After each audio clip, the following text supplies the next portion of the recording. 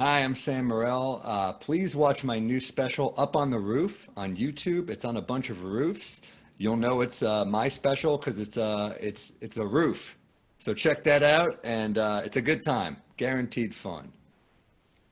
Hey Eugene, how are you, man? Hey Sam, how you doing, man? Thanks for having me on your show. Thanks for joining us on the show, man. We are more than honored to have you here. Oh, thank you. Appreciate it. Sam was just saying that he doesn't have shoulders. I didn't have vitamin D Oh, after this whole thing. yeah. It sucks when you look at you like, I probably look all right, and then you look at you, you're like, oh fuck, I don't have shoulders. It sucks, but you know, some shirts where this company keeps sending me shirts. And I'm like, I think you need these. I think I saw like what a Jack guy looked like in these shirts. I'm like, that's how it's supposed to look, you know? It's so that's a bummer, but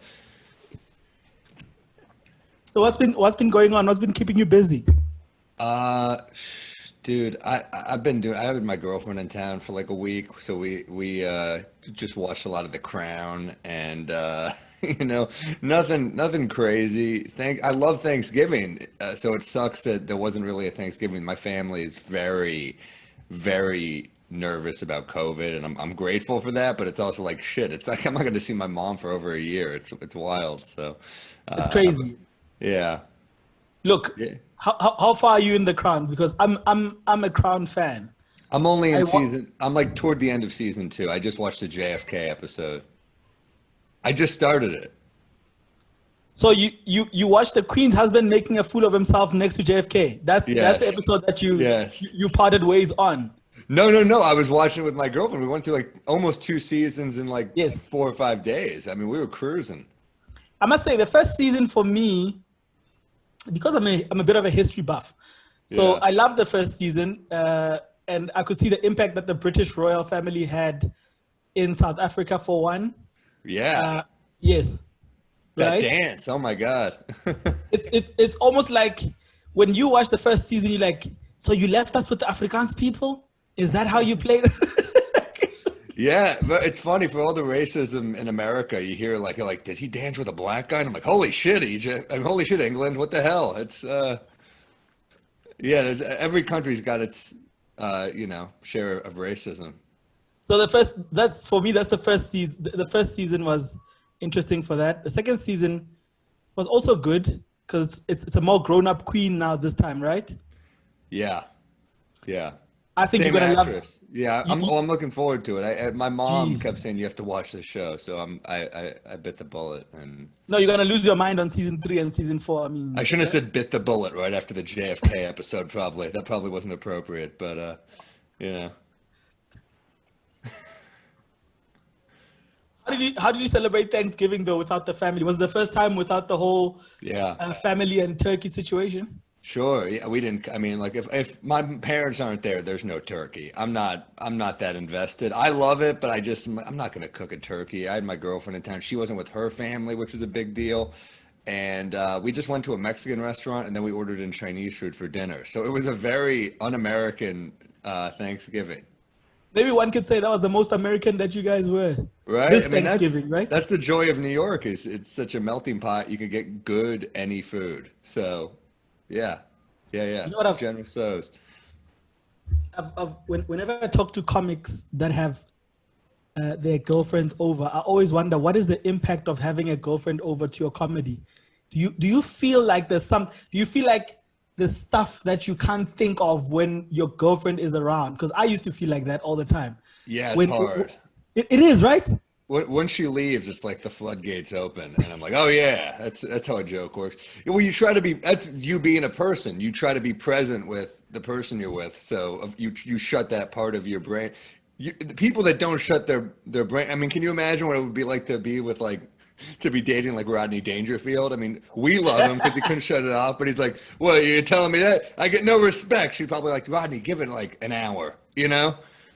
So you try to shut that part of your brain off to be present, but yeah, I do worry. I feel like I'm always losing ground comedically, Right. especially with the pandemic. I used to feel like that. I used to say to my friends all the time, and they used to be like, because I used to have a long term relationship. I stayed with my partner.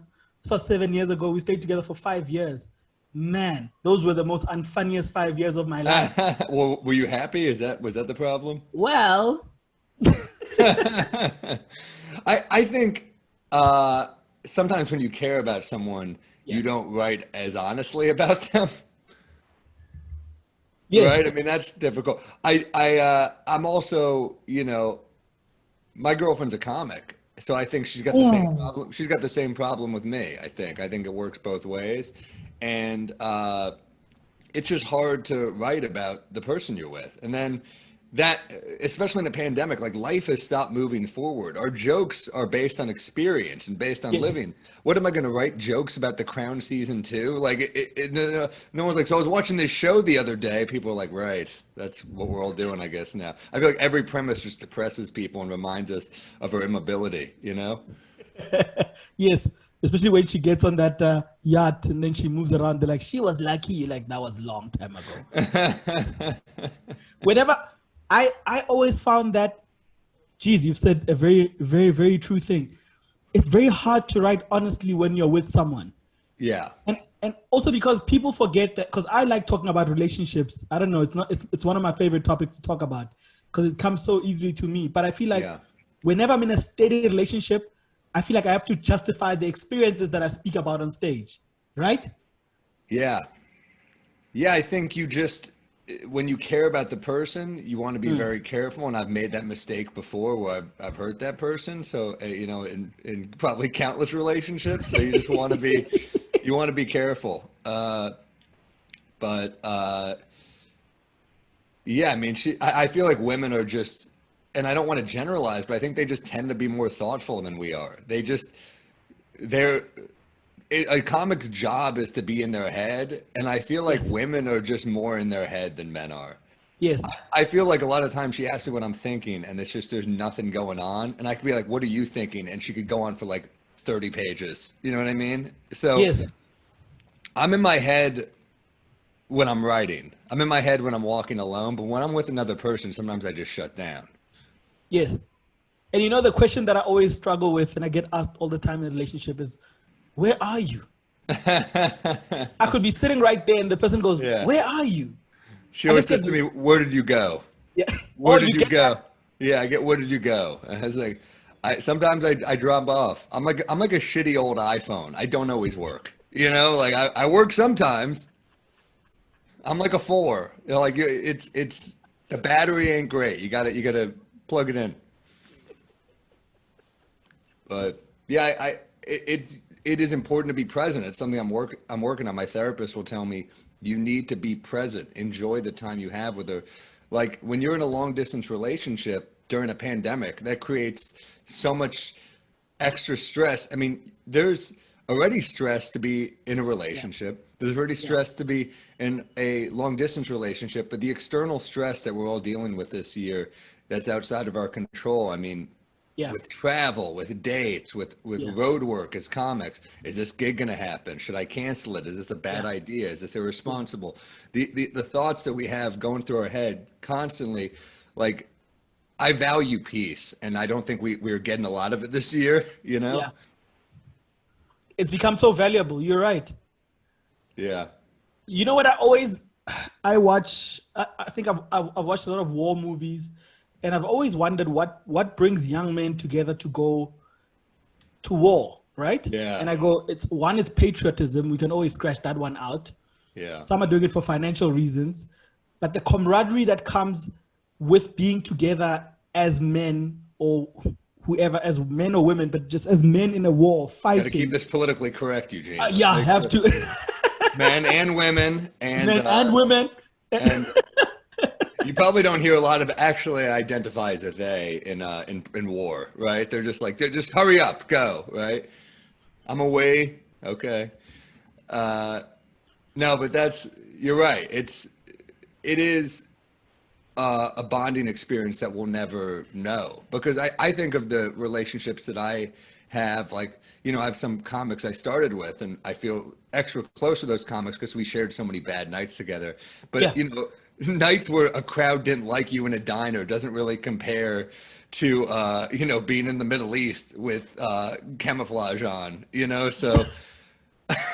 But don't you think to some degree, Sam, in our primal brain, that's what it's almost like the love for each other that the guys that were in Vietnam have for each other when the war was over, when they had to go their separate ways. Is it Yeah. the same with us as comics when we leave the club? You know, when you were there 2 hours before, and then you get to hang out with your buddies and shoot the shit, talk I'm about not. jokes. I'm not gonna say that it's the same because I don't. I know the headline's gonna be comedian compares his career to that of fighting in a war, which Vietnam. I mean, I always hate when people say to comedians, "What you do is so brave." And I'm like, no, it's. I mean, No. I guess it like you have to have, you know, you got to have nerves. You gotta be like, okay, I can handle some sort of emotional rejection, but like brave shit. I mean, fighting in a war, risking your life is brave. You know, bombing for drunks, it's unpleasant. You know, I can't say it's, you know, That brave. I want to know who does the auditions for those drone pilots. Do they find it a Fortnite contest? Do they hire you from there? How do you They upgrade should do it like America's Got Talent, where they've Simon Cowell. Like, you think that's how you fly a drone? You're dreadful. How many insurgents Mel did B you is like, strike I down? thought he was good. I thought he had some talent, but only one of you fighter pilots can move on. It's a no for me. Thank you. You took down 2 insurgents. He took 2.5 down. The other one he was already dead. No, no, no, no. He killed him. I saw him. Whenever I feel so, for me that war analogy was for, I'm feeling that withdrawal now because I love hearing comics. I love seeing them in real life. I feel like this pandemic has almost ripped that away from me, Oh, you know, yeah. because the jokes are ours. I think that's what we forget as comics is, and I think you're right when you say, when people say that's so brave, you're like, no, it's No. brave in your point of view because you're scared to say what we want to say, right? Or how we think. But the jokes are ours, but the experiences is what is unique. Is the smell, it's the anticipation, even the lineup on its own is it's exciting. I miss I that. take that for granted, yeah. But the first time you see the lineup, Yeah. I then your miss brain looking at starts the going, lineup. where do I go here? And how is this guy? And wow, how would I fit in this situation? You know? I miss looking at the Cellar lineup and just like that lineup of killers and just being like, oh man, I love, like, especially the new joke night, the amount of comics that would drop in. You'd be like, oh my God, Jim Gaffigan, Dave Attell, like all these amazing comics just popping in to work out some new stuff. And I miss that for sure. I mean, it's tough because stage time, I think we all know, is already valuable. It's Yeah. people think we're crazy for doing free shows sometimes, but we need to work on our stuff. We need to stay in shape, Yeah. and it's even more valuable in a pandemic. So that's why I started performing on roofs. That's why I started doing like weird, you know, weird venues. I mean, I did a show in a backyard where a woman, like, I offended her. It was her home. She was pissed drunk. And she just grabbed the mic from me, like, get out of here. And I was like, I guess that was comedy tonight. I guess that can happen now, you know? So uh, it's a strange time. You know what I find funny is all the things that as comics we used to be against. Like, I don't want to perform when the sun is out. I know. I hate it when it's outside. I I hate need it when one I'm on, nutritional option on the menu. I need a bouncer. I need low ceilings to pocket the laughs. And now we're I don't like, want to be eye level. I need eye to scrotum level with my audience. That's how I relate. I need a cordless mic with a stand that's the right height, and so I can pull it off. It must be well lubricated for me to jostle it a little bit, even if I don't need. All those things fell on the wayside when we were in people's backyards. yeah, now it's like I'll do a park. Tomorrow a backyard. I got a parking lot Thursday. It's just like the saddest. The one thing I won't do, at least yet, is the drive-ins. I just am like, I don't need to hear honking. I don't need to feel like worse about my life. I saw I saw a clip that Josh sent me of a comic at a parking, and I was like, no man, this is terrible. Yeah, It's traumatic. It was traumatic just watching it. yeah, it's not. It's funny, the gigs I used to get mad at. I mean, because we all do hell gigs coming up. We all would Yep. do.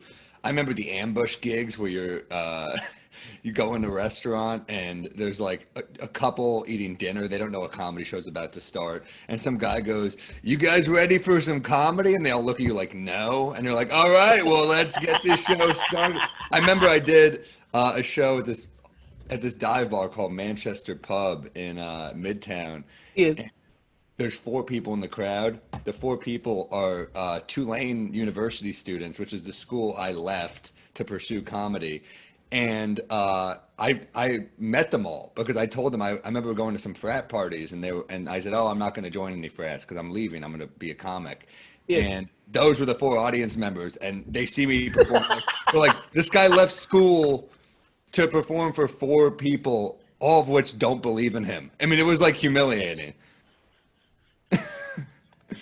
That's what it is sometimes. I mean, I told them, I was like, it's not going great, but it's going better than this. You know, this is particularly embarrassing.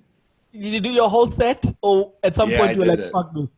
No, I did it. I went down in flames. I was so obsessed with stage time. Like I was like, look, if I can get them to laugh, but they just felt bad for me. It was humiliating. I mean, looking back, I should have not done the whole set. I should have let them. I mean, it's a lot of pressure to put on 4 people. I always hate when there's a show and it's like, if one of these 4 people sets out a joke, I'm gonna be like, fuck. So that's an unfair pressure to put on an audience, I think. Small crowds are particularly weird. So tell me about the backyard. When you're at someone's backyard, Yeah. who booked the gig? Who are the audience Well, members, and how many people were there? It to was perform? it was a real hell gig. So I'm with my friend Rachel Feinstein, who's one of my best friends, and we're hanging out Yeah. by the Comedy Cellar because the guy said, "Oh, the gig is on Bleecker," and I said, "All right, perfect. That's the West Village of Manhattan." So we're just having a couple drinks at the Comedy Cellar. Then we walk over, and then I said, "Hey, man, I can't find the address. We're at Bleecker." And he goes, "Oh, it's Bleecker in Brooklyn." I was like, "Well, you can't just give an iconic Manhattan address and then say, no, it's in another place." So we're like, fuck, all right. I said, "It'll take us like 30 minutes. Can you keep the show going?" He's like, yeah, I'll stall. Heads up. We had to move it from a roof because I guess some kids were like, "No, we're having a party on this roof," and they're DJing. So it's like these shows turn into turf wars. I'm like, all right, I get it. Yeah. So they're like, "We're in some woman's backyard. She's pretty drunk, but she's heckling every comic. We'll see what we can do." So we get there.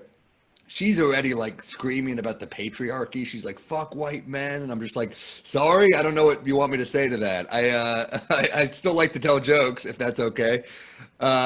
And she's just like, "The patriarchy." I'm like, "What? You're heckling every comic. It's not the patriarchy. It's you. It's your home. You're drunk." She had too many White Claws, and Rachel gets out. She wouldn't let me back to like watch my friend. So I'm like, all right. And then they were like, Wouldn't "No, let you back inside the yard? No. So I had to like go pee on a roof. She wouldn't let me in to use her bathroom. I had to go find like a roof to pee on. They're like, "We can get inside the other roof." With the Then- DJs upstairs. No, he was gone by that point. They were gone. At that point, they had left. But I mean, I'm like the last comic at that point. I'm bombing. It's going horribly. So I'm like, oh man, this took me a long time to get here. And it's pretty deep in Brooklyn. I live pretty far from here. And everyone's like, she's heckling every comic. So she starts heckling me. And I'm kind of burying her. Like I'm winning the crowd over because the one thing we can agree, like maybe they don't like my material. The one thing we agree on is that we all don't like her. So Yes. she just keeps heckling me, and I just keep kind of just twisting her words and blasting her, and it's killing. And it's going. And I'm so mad I didn't get it on tape. It's like the one set I didn't record. Oh, man. And what people did record is her going on stage and grabbing the mic from me and going, "Get the fuck out of here." So I said, all right. I mean, look, it's her house. What am I going to argue with her? That's an even worse look.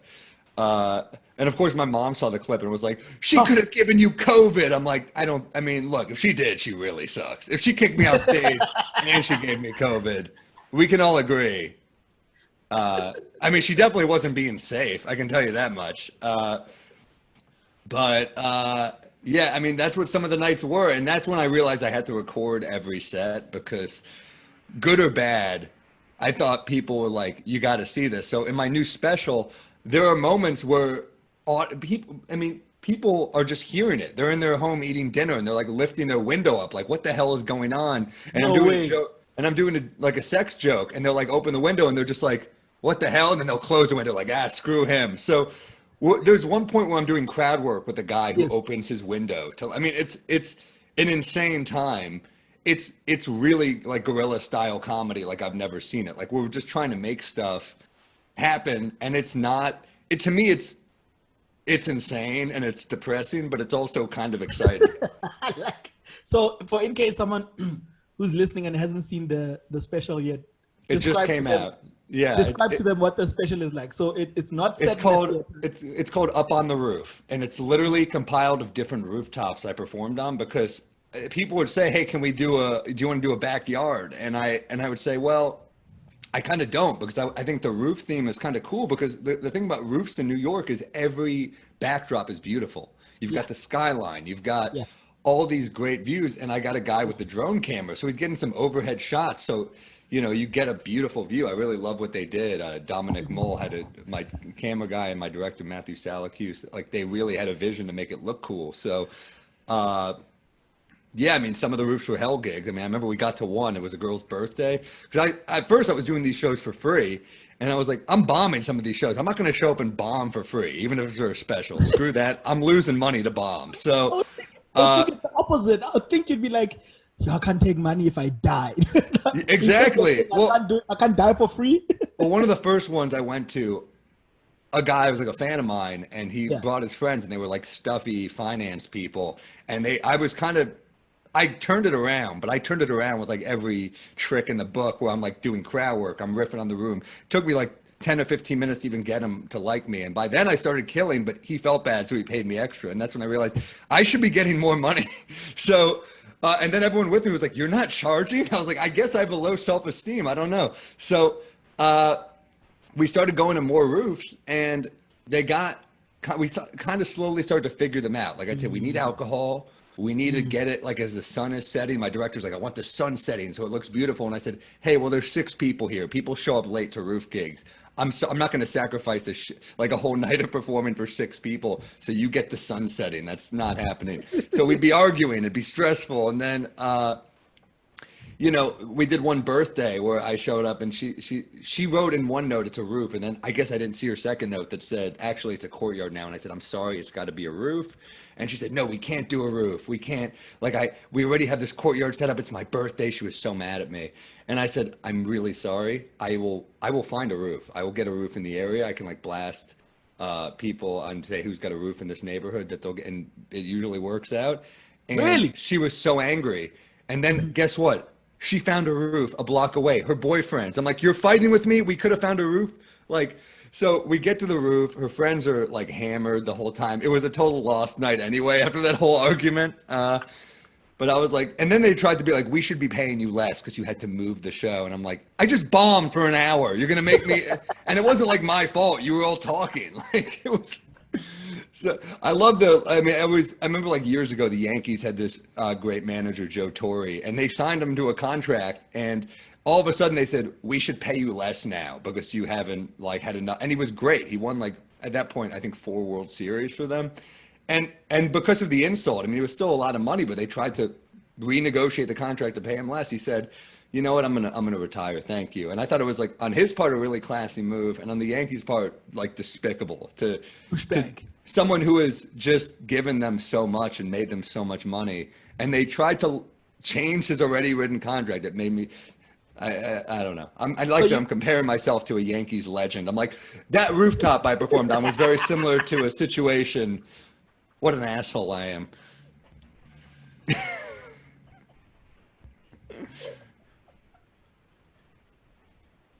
I'm truly the worst. Oh man, we must forward this interview to Joe Torre. He must know. I loved him. I really loved him. He was just the best. You know what the experience? I think as a comic, you haven't lived until you bombed. Oh yeah. If there's something about bombing that makes it makes everything in slow motion. It's almost like you're playing Red Dead Redemption and your dead eye is on. Then everything goes. Everything just happens so slowly. You hear everything. You can hear a pin drop. You hear yourself swallowing spit.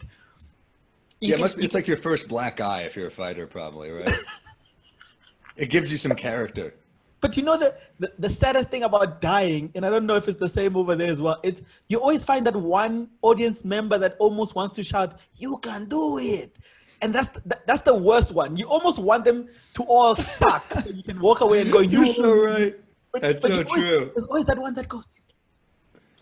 You know what's funny is I did a gig. I remember I was working out this bit, and it was a pretty offensive bit, and it was about a baby that got eaten at Disneyland by an alligator. And I was working the bit out, and like when you're working out a long offensive bit, there's going to be some holes in it. So I'm trying to perfect it. And I would say the baby getting eaten by an alligator was a big hole, but well, I was making fun. What happened was I really just the whole bit was me just saying. I told like a one-liner about it, and then a woman wrote this long email, and the meat of the bit, poor choice of words again, but the meat of the bit was a woman's email saying how there's things that we shouldn't be allowed to be joking about. So it was really I thought more about like a woman saying you can't joke about that, and that there's nothing that makes a comic want to tell a joke more than saying you can't do that. So that was really the bit. But I remember telling the joke, and I think it was in San Jose in California, and this woman gets up. And as she opens the door, she goes, "You suck!" and then slams it. And so I don't even get to respond. She says, "You suck!" and slams the door. And I just kind of go, "Okay, then." And then one woman in the crowd goes, "I think you're doing great." And that hurts so much more. You know? I'll take hatred over pity any day of the week. I'm 100% with you. I hate that goes, "You were okay. You did it." Or The worst one is, I thought you were great. I don't know what's wrong with that. Sometimes they do it after a good set too. They're like, I don't know why they're looking for some bond with you. I thought you were great, and it's just like, it went well. I don't know why you're doing this. Like, why are you bringing me down? That one and the other one is, I remember one time at the comic trip, a woman came up to me and goes, "You were our second favorite." I'm like, just say you liked me. Why are you ranking us? It's wild.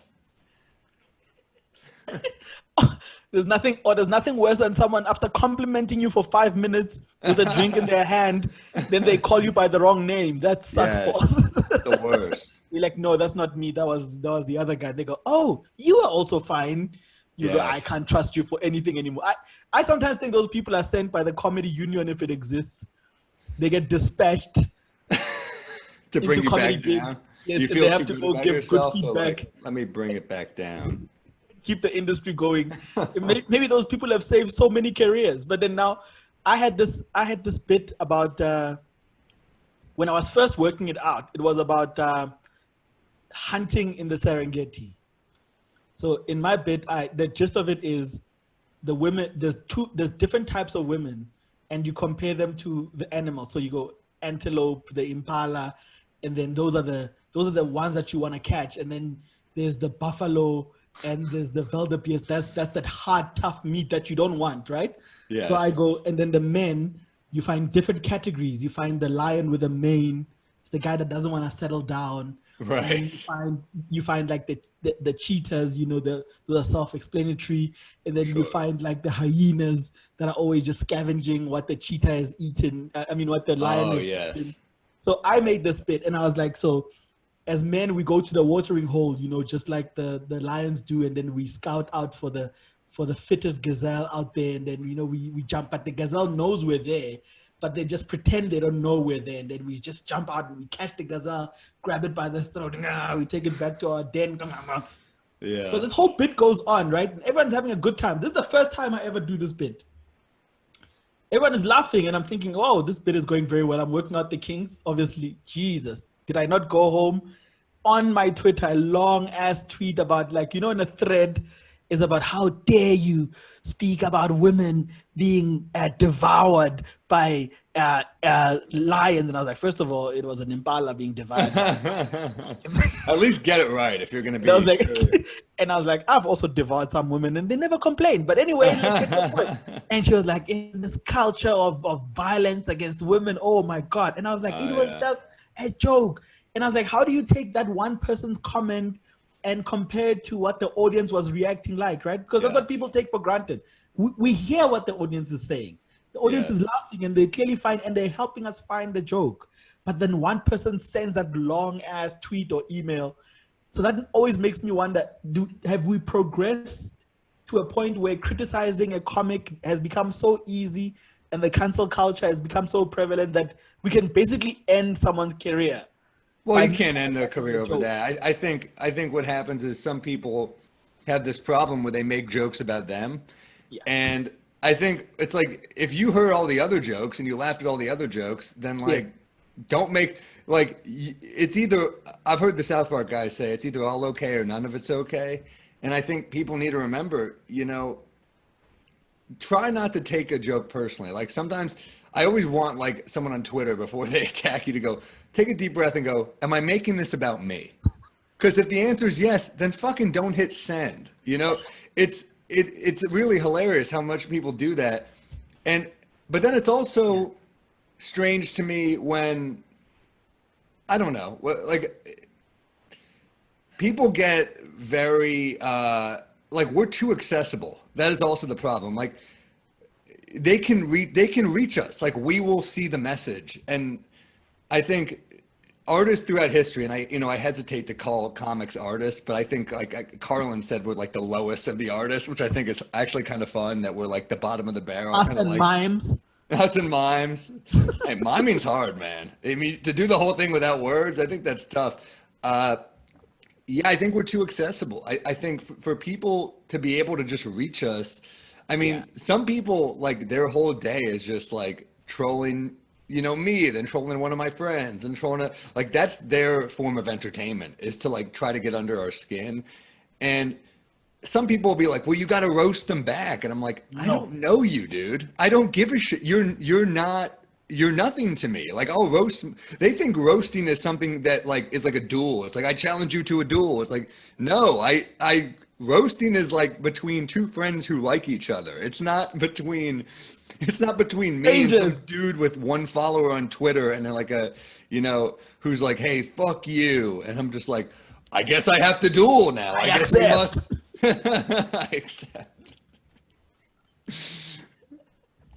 But yeah, I just think that the whole cancel culture thing is tough too because it's all looped into one word now where they're like, because I told a joke you didn't like. I don't want to be like, the worst thing I ever saw was, or one of them was, it was like a list of comedians who got canceled this year. And it was like, or entertainers. It was like people who got canceled this year. And it was like Bill Cosby, Harvey Weinstein, and then the comedian Shane Gillis. And I was like, this is like an SAT question. Which one doesn't belong? I'm like, do you see what the other ones did? Like, I think of saying the wrong thing, maybe we could be more forgiving as a society. I know Shane. I think he's a good guy. So I think I'm sure he regrets what he said. And What did he say? I mean, he got booted from SNL. He got cast in SNL and he said a racist thing about Asian people on his show. And guess what? He regrets it. So let's move on. And Yes. You can't progress as a society if you hold on to things, I think. Yeah. So, but to list him with two Bill Cosby. serial rapists, I was like, I don't like this one size fits all condemnation system that we have. And I think it's pretty damaging. And I will say this though, when people really critique comics, it does kind of cement stand up as an art form because, if you're getting this pissed off, then you're taking us seriously. Wow, Sam, that's deep. that is hectic. Yes. I'll take things my girlfriend has never said to me. Now, because if you're right, if you take the time to think about what we said and critique it and take it that far, it means at some point, at some level, you do take what we do seriously. And I think deep down, we want to be taken seriously, right? We say things. We do, yeah. And we're like, but I mean this. And then they go, oh, you funny guys. You're like, no, I mean it. And the only time that you don't mean it is when someone comes for you and goes, you meant it. Isn't that great? That's a great point. Yeah, when they really, and then they say it like we don't do all this kind of like self-evaluation. Like we all kind of live in our heads, right? So, when we're writing jokes, we are thinking, like I didn't used to, but now I'm like, oh, well, what am I saying with that joke? Yeah. I'm like, is it funny enough for how mean it is? Is it funny enough for how dark it is? Like I'm just trying to weigh, does this all fit? Does this work? Funny is still number one for me, but like I want it to feel like me now. I think when you're brand new, you're like, this hit, that's all that matters. But as you get older, you're like, this has got to sound like me. Yeah. I compare it to when you're starting out in comedy, you're an employee. And then in the middle of your career, when you're starting to realize your worth, you become an entrepreneur. You take more risks. Yes. You're asking yourself, is the product that I'm putting out worth my name on it? You know, you want to see the impact of your product out there in the streets. Whereas before, when you're just an employee, you're just like, I'm trying to secure the next gig. And I think that's where, if you stay employee for long, you lose your voice, or you never find your voice. You become so comfortable with the slot that the people that are booking you are putting you in. And I always used to have arguments and conversations, I think, backstage with comics in South Africa, when I was saying, the minute the person that's hosting the gig feels like you're too safe, then you don't belong there anymore. Yeah. The minute they go, no, you are beef stew. Everyone loves beef stew. Then you go, no, but I want to. Not in America. A lot of vegans here. But I know what you're saying. Like a safe dish. I know what you mean. Like it's almost like you don't want to be the comic that kills 100% of the time. Because that means you're not doing new shit. That means you're not taking risks, right? Yes. And I find that as I got older, I became more confident in the fact that what I have to say is what I have to say. And the weirdest thing that started happening is I started worrying about what I'm gonna wear on the night rather than what I'm gonna say on the night. Which used to be the opposite problem for me when I was starting out. I used to really, really worry about what I was gonna say. And it would preoccupy my mind, because I would think, how do I please the person that's booked me? How do I please the audience? How do I please myself in the process as well, which is very hard to do. But right now, when I just worry about, what shirt am I going to wear this time? I worry less about the jokes. And when you get there and you just make the connection, right? And then you just go, we're going this way. I don't know about you, but I think we're going this way. Yeah, I think not caring, like a hint of not caring, is pretty important. And I don't mean like, you should care about the work you're putting in. You should care about the product. But like, when you don't really care about the response, you'll go to more interesting places and you'll say things that are a little more provocative. And I think a lot of the comics I really like watching are ones that I think, man, that premise must have not hit at some point. Like that must have taken some, I mean, think about every Chris Rock bit that you're like, man, that must have taken a minute, because that one sounds like it must have pissed some people off at first. And then I love a premise that pushes some people away and a punchline that brings them back in. Yeah. I always say I love a sucker punch. I love a sucker punch punchline. I love not seeing where the person is coming from, you know?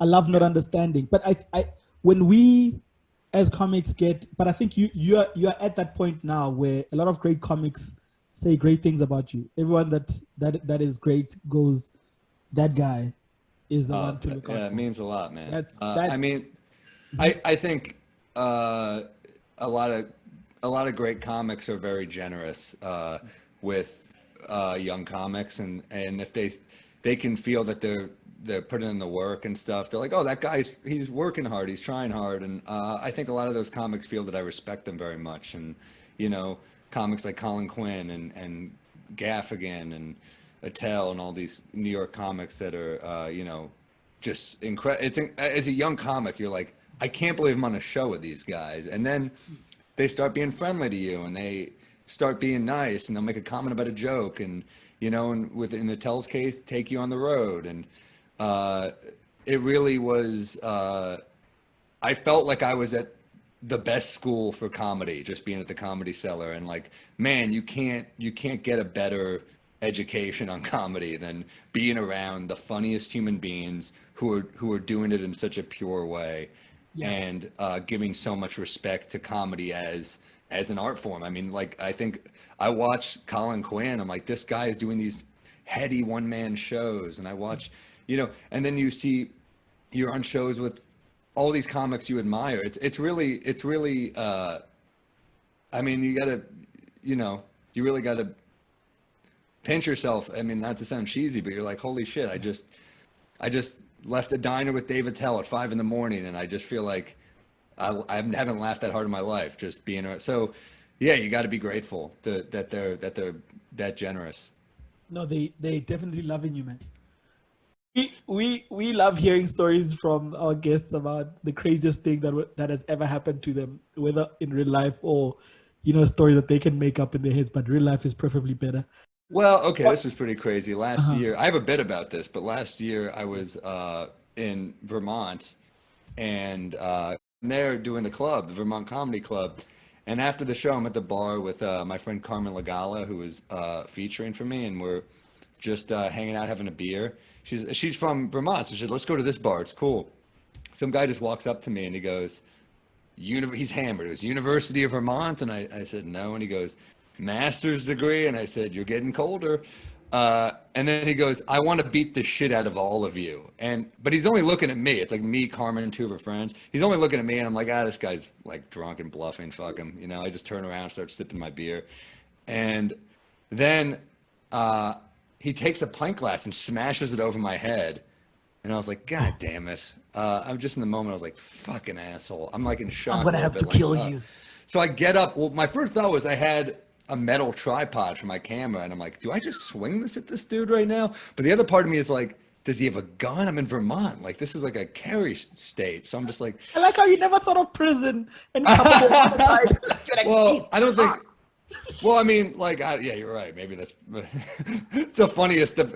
Your Honor, it was a tripod. This is not a weapon. But anyway, I get up slowly, like, just staring at him. He's just staring at me. And the two of the guys I'm with stood up with me. And I'm like, all right, they're pretty big. One of them's big. He was ready to go.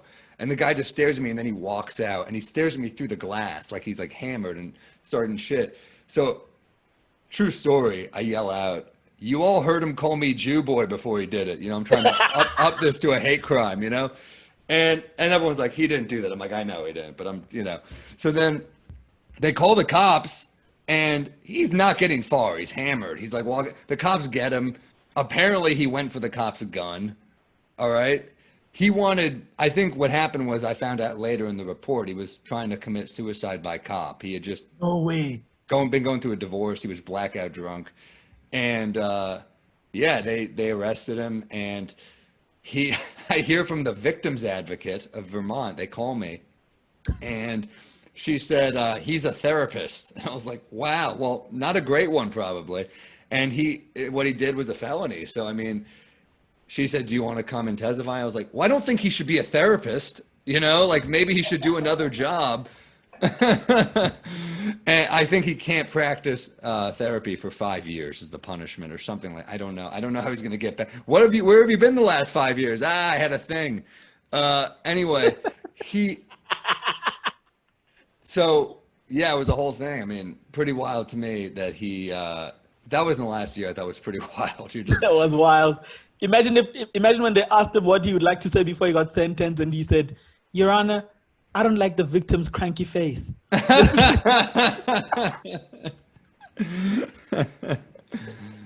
Oh man, that was so much fun. Thank you so much, man. Thank you, Eugene. I really appreciate it, and it was nice to meet you guys.